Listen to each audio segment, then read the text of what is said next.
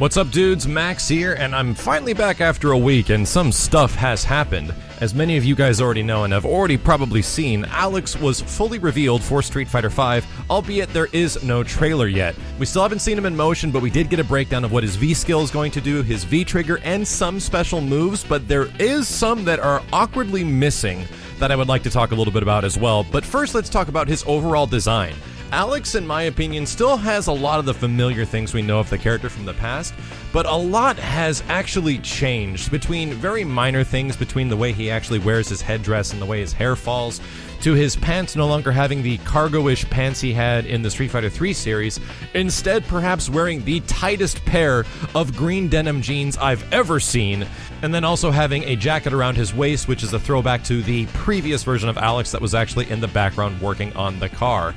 The funny thing is that this version of Alex actually appears in the Street Fighter universe several years before Street Fighter 3, where he's fairly young, and he's supposed to technically be younger in this game, but due to the overall art design and how Street Fighter 5 kind of looks, he looks much older, like a lot older in some of these screenshots. Some of the shots are actually okay, and some of them I think actually highlight Alex extremely well, especially with the headbutt, but some of them just look kind of odd in my opinion, and I'm kind of wondering why they chose these angles for some of them, just because of how griff and rough his face looks. Like seriously, this guy looks like he could be the brother to T-Hawk in some of these different shots, and much different than the New Yorker dude that we remember from the Street Fighter 3 series. What it ends up really being is a giant clash of art styles, where the person who designed the character or how he looks in Street Fighter 3 is just a lot different here, and he is freaking huge. Like, the character is absolutely gigantic when you get the regular size comparison between one and the other, which is good, and it makes sense because Alex was a gigantic character in the previous games of Street Fighter 3, where he was kind of hunched over and he kind of like hid some of his gigantism that way. The funny thing is that he's much more thicker and beefier of a character. His legs are gigantic. He's gotten a much more thick in every regard, because Alex before kind of had like this gigantic upper body and it slimmed down to this waist, but that wasn't exactly a thing that was like for all characters in Street Fighter. It was very much a Street Fighter 3 thing, because other fighters that didn't make very good translations to 3D, in my opinion, like Dudley, also had this problem because they were brick shithouses in the upper body, and then it kind of slimmed down to their waist because it was 2D and they can get away with that stuff. Well, now that it's in 3D, you can kind of see how it makes a giant turn for the different, because Alex's overall body shape and the way he looks is much different in this game, and it leads me to believe that the suspenders he was wearing is one of the things that is not in the future versions of Street Fighter 3 Alex, because they eventually give him the scars on his shoulder. I don't want to know how that happens. It sounds like a nightmare.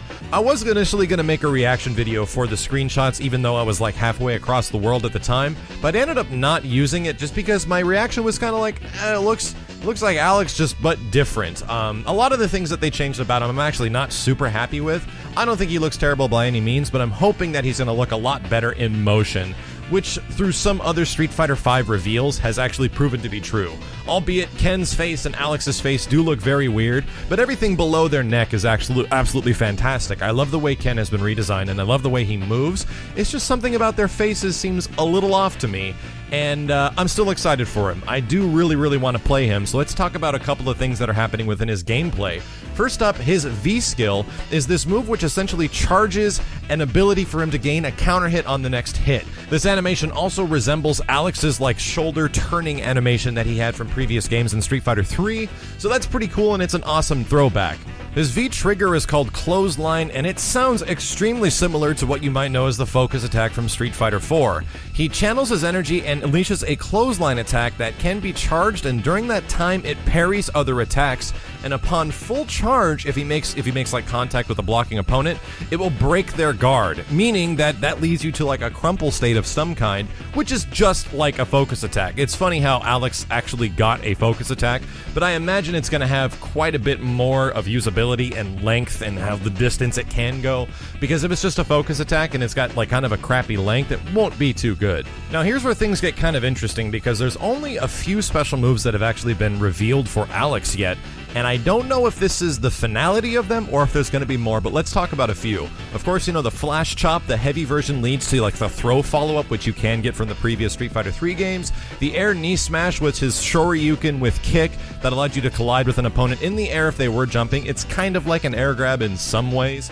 The Power Bomb, of course, is a classic and it is returning. I hope this isn't a 360-degree motion. This usually was a half-circle back motion, which I wouldn't be surprised if it stays the same. And then he also has the Head Crush, which is extremely similar to the Stun Gun Headbutt, where he leaps forward and grabs the opponent and headbutts the heck out of him, causing a huge amount of stun.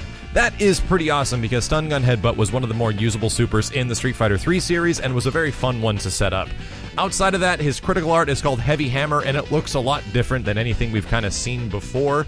And that's about it. Shockingly, the Stomp is not listed in any of these movesets, nor is the DDT, and neither is the Slash Elbow, which was one of Alex's best tools in the older games to kind of get in from far away. He would lunge forward, and it was a charging move that allowed you to cover a lot of horizontal screen distance really fast. The move is the one I'm really worried about, because without that being there, Alex is fundamentally a different character, because that was a really important tool in the previous Street Fighter games. So I'm very curious about how he's going to play and how it's going to take an effect without having things like the Stomp, without having the Slash Elbow. The DDT was a very situational type of command grab. It just looked absolutely awesome, but I'm really not surprised that one isn't making it. But the Stomps and the Slash Elbow I'm a little curious about, and I'm very, very curious to see how Alex eventually plays. Are they going to give him some interesting combos, or is he going to be strictly command grab focused? Either way, let me know what you guys think of Alex from the screenshots and the descriptions provided, because I am desperately looking forward to the trailer and his eventual release date, which have not actually been revealed yet. There's a couple other more small gameplay changes that are going to be going into effect as well, with some other small character adjustments, and nothing too crazy. You can kind of get the idea that Capcom doesn't want to go too nuts on this stuff, because there hasn't even been a big Capcom Pro Tour tournament as of yet. Either way, dudes, I appreciate you being patient. Thank you so much for watching. I'll be back with more Alex gameplay a week of, and a trailer breakdown as soon as we see it. My name is Max, and I'll see you next time.